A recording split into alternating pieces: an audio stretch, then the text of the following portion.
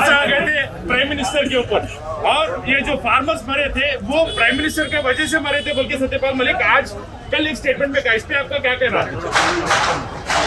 सत्यपाल मलिक साहब गवर्नर है और एक कॉन्स्टिट्यूशनल पोस्ट पर है।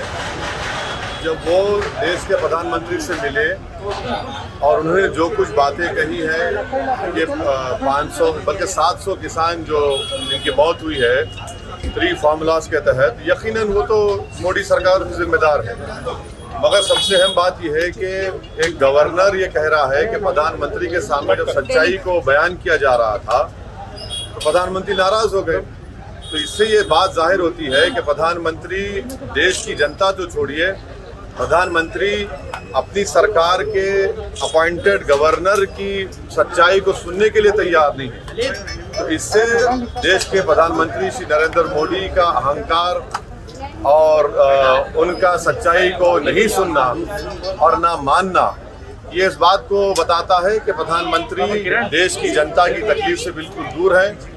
वो यकीनन एक ऐसे बादशाह हैं जो सिर्फ अपनी तारीफ और अपनी तारीफ सुनना चाहते हैं। तो वो सच्चाई को, क्रिटिसिज्म को वो सुनने के लिए तैयार नहीं है।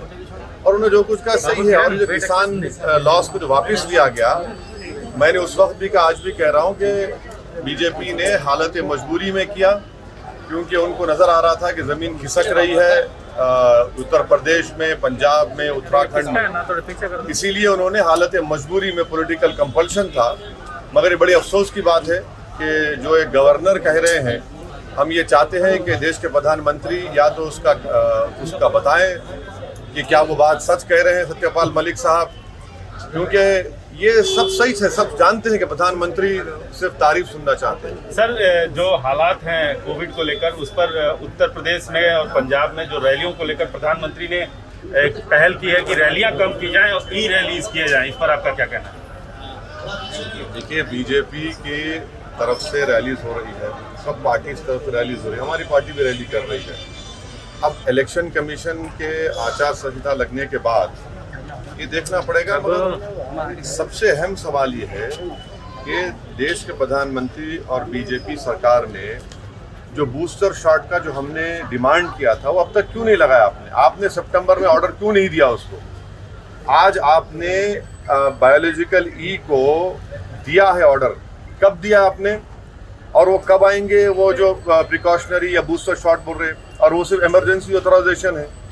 बूस्टर शॉट लगना चाहिए हमारे हेल्थ वर्कर्स को, फ्रंटलाइन वर्कर्स को, मगर वो है ही नहीं ना। वैक्सीन कहाँ है? वो तो जनवरी के एंड में आएगा।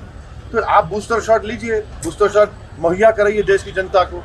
जो कोविड की सेकेंड वेव में गलती की थी, दोबारा आप कर रहे हैं। सर, आज बच्चों के लिए अटैक करना नहीं हुआ। आज बच्चों के लिए वैक्सीन शुरू की गई है। हम आपके जरिए से, बल्कि हमारे पूरे पार्टी के जिम्मेदारान भी कोशिश कर रहे हैं कि 15 साल और 18 साल के दरमियान में जो आज वैक्सीनेशन का आगाज़ हुआ है, एमआईएम पार्टी पूरी जनता से अपील करेगी कि फ़ौरन 15 और 18 साल के दरमियान के बच्चे और बच्चियों को फ़ौरन वो ये वैक्सीनेशन लगाना का काम करना का शुरू। सर, एमआईएम ओपनली आतिकी अहमद को और उनके बेटे को सपोर्ट कर रहे हैं, उसका नहीं। देखिए, अतीक साहब तो हमारी पार्टी में हैं, तो अजय मिश्रा टेनी, उनका बेटा जिस पर मर्डर का मुकदमा है, वो यूनियन कैबिनेट के मंत्री हैं। और बीजेपी के पास अभी मौजूदा उत्तर प्रदेश में 37% ऐसे एमएलएज हैं जिन पर क्रिमिनल चार्जेस हैं। तो और फिर भोपाल की एमपी है जिन्होंने गोडसे की तारीफ की। ये सब चीज़ें हैं। सर, अभी ये मामला उठाना, सेंटर को अटैक करना नहीं हुआ, क्या फॉर्मूला उसको तो अभी रिपील कर दिए थे, मगर अभी यूपी का एजेंडा नहीं है ये करना। किसका? ये जो अभी सेंटर के ऊपर अगेंस्ट सत्यपाल मलिक बोलना और अपोजिशन पे टारगेट करना, ये कितना तक आप देखते हैं? सही समझते हैं? अरे, आप तो ऐसा बीजेपी स्पोक्सपर्सन की तरह मुझसे सवाल कर रहे हैं। गवर्नर है, मजाक है क्या कोई? गवर्नमेंट ऑफ इंडिया मोदी साहब हिट कर रहे हैं, उनका अपॉइंटी है। अब आप अगर गवर्नर की बात का यकीन नहीं करेंगे, चलिए अब ओवैसी की बात का यकीन नहीं करेंगे, मगर गवर्नर है ना, गवर्नर कह रहा है कि प्रधानमंत्री सच्चाई सुनने तैयार नहीं है। और कितनी बेहिसी से देश के प्रधानमंत्री कह रहे हैं कि मेरी वजह से मरे। हाँ, आपकी कानून बनाने की वजह से किसान मरे, आप ही के कानून बनाने से बने, सारा देश जानता है। मगर 10 मिनट में प्रधानमंत्री गवर्नर से, वो खुद कह रहे हैं कि उनसे बहस हो गई, झगड़ा हो गया। ये ठीक नहीं है। देश के प्रधानमंत्री का ओहदा बहुत बड़ा है, गवर्नर का ओहदा भी है। प्रधानमंत्री एक यकीनन एक बादशाह बने हुए हैं और बादशाह सलामत के दरबार में सिवाय तारीफ के और सर झुकाने कुछ मिलता नहीं था। मगर ये जमहूरियत है ना, ये तो लोकशाही है। कोई भी आकर किसी के बारे में कह सकता है, मेरे बारे में कह सकता है। तो हम तो उम्मीद करेंगे कि प्रधानमंत्री और ज्यादा सच्चाई को सुने। कड़वी जरूर है, जैसा कि बेरोजगारी बढ़ चुकी है, कीमतें बढ़ चुकी हैं। ये प्रधानमंत्री अगर नहीं सुनना चाह रहे तो हम पुकार कर कह रहे हैं कि आप तक पहुंच जाए ये बात।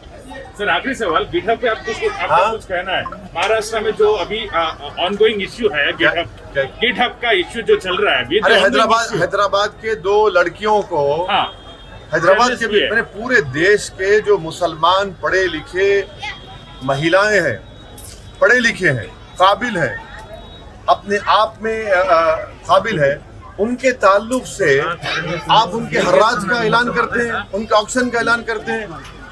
ये कौन लोग हैं ये? और देश के प्रधानमंत्री को, देश की सरकार को इनको पकड़ना चाहिए, अरेस्ट करना चाहिए। अरे भाई, ये मुसलमान जरूर है मगर किसी की बेटी है, किसी की बहन है, किसी की माँ है, उसमें एक 65 साल की महिला भी है। एक गंदगी की हद हो गई है। ये तो दीमक की तरह देश को खा रहे हैं। हम उम्मीद करते हैं कि गवर्नमेंट ऑफ इंडिया और खास तौर से MHA में जो काउंटर रेडिकलाइजेशन सेल है वो हरकत में आए। काउंटर रेडिकलाइजेशन सेल तो सिर्फ मुसलमानों के लिए इस्तेमाल होता, इनके लिए इस्तेमाल करें। आखिर कौन है ये लोग जितने रेडिकलाइज होकर देश के महिलाओं को, देश के बच्चियों को उनकी तस्वीर डालकर इस तरह से उनसे बर्ताव कर रहे हैं? ये तो पूरे देश को कंडेम करना चाहिए।